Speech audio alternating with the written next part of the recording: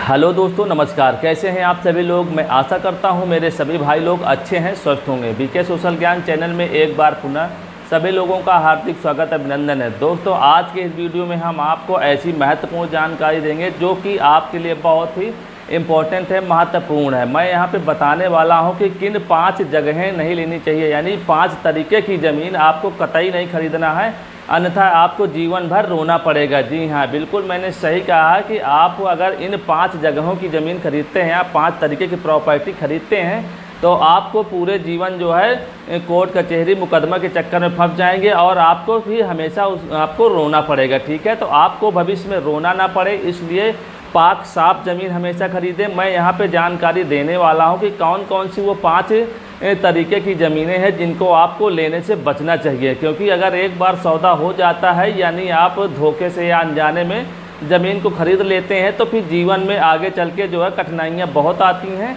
और आपको कोर्ट कचहरी मुकदमे के चक्कर में फंसना पड़ता है और जितने की ज़मीन नहीं रहती है उससे ज़्यादा आपका पैसा वकील लोगों को देने में या कोर्ट कचहरी के चक्कर काटने में जो है खर्च हो जाता है। ठीक है, तो आप सब लोग बचें और इन 5 तरीके की ज़मीनें बिल्कुल ना लें। कौन कौन सी ये 5 ज़मीनें हैं, 5 तरह की प्रॉपर्टियां हैं जिनको नहीं खरीदना चाहिए, मैं इस वीडियो में पूरी A to Z जानकारी देने का काम करूंगा दोस्तों। ठीक है, अगर चैनल में पहली बार जुड़े हैं तो मेरी आप सभी लोगों से एक छोटी सी रिक्वेस्ट रहती है कि चैनल को सब्सक्राइब कर लीजिए और बेल आइकन को ज़रूर प्रेस कर लीजिए, जिससे कि कोई भी आने वाले महत्वपूर्ण वीडियो की जानकारी आप तक आसानी से पहुंच सके। ठीक है दोस्तों, आइए फटाफट आगे की जानकारी देते हैं। दोस्तों, सबसे पहले कौन सी ज़मीन नहीं लेनी चाहिए उसकी जानकारी मैं आपको दे देता हूँ। पहले नंबर पर ज़मीन होती है GS की, यानी ग्राम पंचायत की या नगर निगम की या नगर पंचायत की। ऐसी ज़मीनें अक्सर करके देखा गया है दोस्तों कि बहुत सारे जो भू माफिया टाइप के लोग होते हैं वो अवैध तरीके से कब्जा कर लेते हैं। ठीक है, और उसको कब्जा करने के बाद प्लॉटिंग कर देते हैं, उसको जो है गरीबों के हाथों में बेच देते हैं। यानी जो लोग आम आदमी होता है उसको ज़्यादा ज़मीन या प्रॉपर्टी की जानकारी नहीं होती है, वो तो सिर्फ प्लॉटिंग देख लिया कि नहीं हाँ ये प्लॉटिंग कटी है, बढ़िया सा इसमें साज सजावट कर दिया है प्लॉटिंग वाले ने, तो उन्होंने प्लॉट काट के बेच दिए। लेकिन आपके लिए भविष्य में बहुत सारी कठिनाइयाँ यहाँ से शुरू हो जाती, क्योंकि जो ज़मीन ग्राम समाज की होती है, GS की होती है, नगर पंचायत या नगर निगम की होती है, वो कहीं ना कहीं सरकार की होती है। और आप सब लोग देख रहे होंगे कि आजकल जो है तमाम तरीके के जो सरकारें हैं, चाहे उत्तर प्रदेश की माननीय योगी आदित्यनाथ की सरकार हो, चाहे उत्तराखंड की हो, चाहे मध्य प्रदेश की हो, बहुत जगह की सरकारें को क्या है कि इस समय बुलडोज़र एक्शन अपने चरम पर है। यानी बुलडोज़र एक्शन बहुत फास्ट काम कर रहा है। जो भी इस तरीके के फर्जी ज़मीनें हैं, अतिक्रमण की हुई ज़मीनें हैं, उनको सरकार अपना खाली करवा रही है, ले रही है। ये सब चीज़ें आप समाचार चैनलों में देखते भी होंगे। ठीक है, तो आप सब लोग इस जो है जंजाल में ना फंसें और कोई भी ज़मीन खरीदने से पहले उसकी अच्छी तरह से जांच पड़ताल ज़रूर कर लें। अगर आपको जानकारी नहीं है तो कोई अच्छे से वकील से संपर्क आप कर सकते हैं या कोई जानकार आदमी से पहले उस ज़मीन के बारे में पूरा ब्यौरा निकलवा लीजिए कि ये ज़मीन कैसी है, कहीं इसमें कोई विवाद की स्थिति नहीं है कि आपको हमेशा जीवन भर रोना पड़े। क्योंकि आपकी जो गाड़ी कमाई का पैसा होता है, बड़े परिश्रम का पैसा होता है, अगर वो एक बार फंस गया तो फिर निकलना बड़ा मुश्किल हो जाता है।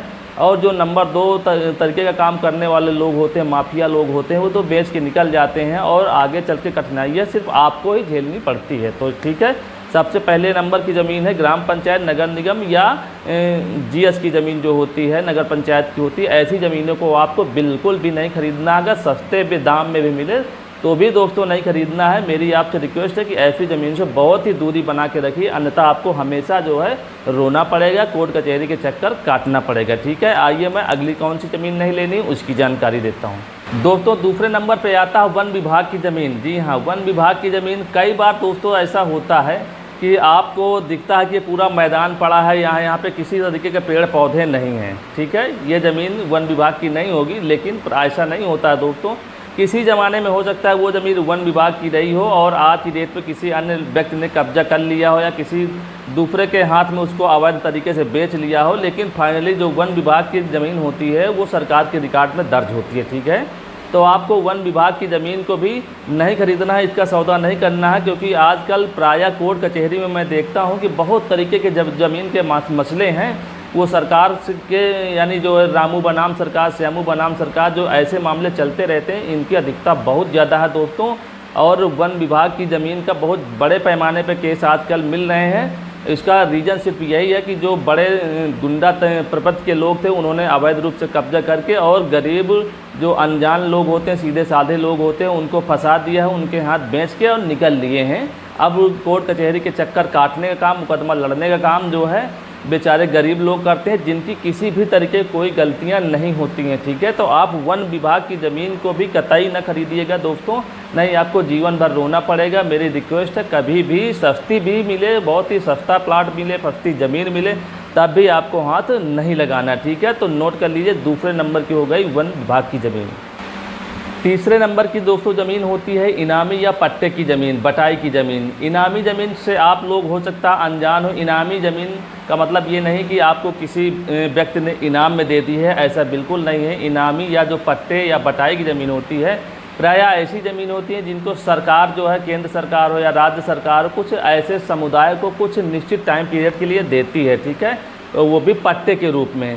जैसे मान लिया SC वर्ग है या OBC वर्ग है, बैकवर्ड है, तो इन लोगों को जो है ज़मीन, जैसे मान लिया इंदिरा गांधी के ज़माने में जो है, जब इंदिरा गांधी जी जब उनकी सरकार थी भारत में, तो उन्होंने जो है बहुत सारे बांग्लादेशी जो शरणार्थी थे उनको अपने देश में बसाया था। ठीक है, अब उनको बसा तो दिया था, उनके जीवन यापन के लिए कुछ ज़मीनें उनको दी थी कि आप ये ज़मीनें लीजिए, खेती बाड़ी करिए और अपनी जीविका चलाइए। ठीक है, लेकिन ऐसी ज़मीनों को वो लोग बेच नहीं सकते थे। तो आज भी अपने देश के अंदर ऐसी ज़मीनें बहुत हैं जिनको सरकार ने या तो पट्टे के रूप में दी है या इनामी या बटाई के रूप में दे तो रखी है लोगों को, और उनके परिवार उसका यूज भी कर रहे हैं। उनके बाद पीढ़ी दर पीढ़ी वो ज़मीन यूज में तो आ रही है, प्रयोग में आ रही है, लेकिन वो ज़मीन उनकी नहीं है।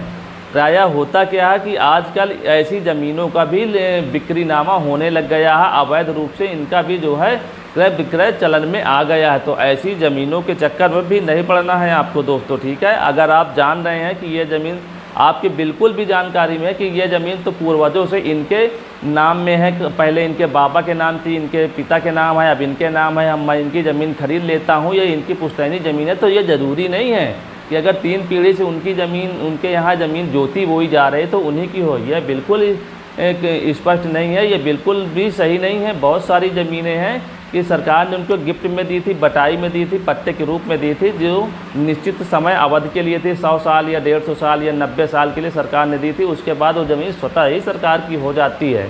तो ऐसी ज़मीनों को बिल्कुल भी आपको नहीं खरीदना, नहीं जीवन भर ऐसे हाथ रख के रोना पड़ेगा दोस्तों। और ऐसे हाथ रखने और कर्म में हाथ रखने के अलावा कोई भी आपके पास विकल्प नहीं रहेगा दोस्तों। ठीक है, तो पट्टे की ज़मीन या इनामी ज़मीन या ऐसी ज़मीनें को जो है आपको बिल्कुल नहीं खरीदना, चाहे वो कितनी भी सस्ती मिले, चाहे जिस भाव की मिले। ठीक है दोस्तों, अन्यथा जितने की ज़मीन आप सस्ती खरीदेंगे और महंगा आपको बहुत ज़्यादा पड़ जाएगा, क्योंकि कोर्ट कचहरी के चक्कर काटते काटते आप लोग परेशान हो जाएंगे। गाढ़ी कमाई का पैसा आपका बिल्कुल भी काम नहीं आएगा, पूरा नष्ट हो जाएगा। फाइनली ज़मीन वो सरकार के हाथ में चली जाने वाली। ठीक है, तो ये जो तीसरे नंबर की ज़मीन है इनामी ज़मीन, इसको कतई भी हाथ नहीं लगाइएगा दोस्तों। नंबर की ज़मीन जो है वो बहुत ही इंपॉर्टेंट ज़मीन है दोस्तों, तालाबी नंबर की ज़मीन बोलते हैं दोस्तों। क्यों तालाबी नंबर? बहुत सारे गाँव में देखा जाता है कि तालाब जो है अब पूरी तरह से पूर चुके हैं, पाट चुके हैं, लोगों ने तालाब को अवैध कब्जा कर लिया है। पहले कभी वो बड़ा तालाब हुआ करता था, उसको चारों तरफ से पूर के अवैध तरीके से उसको ख़त्म कर दिया, उस पर घर बना लिया। घर बनाने के बाद उस घर को बेच भी दे रहे हैं लोग। ज़मीन कब्जा कर लेने के बाद तालाब की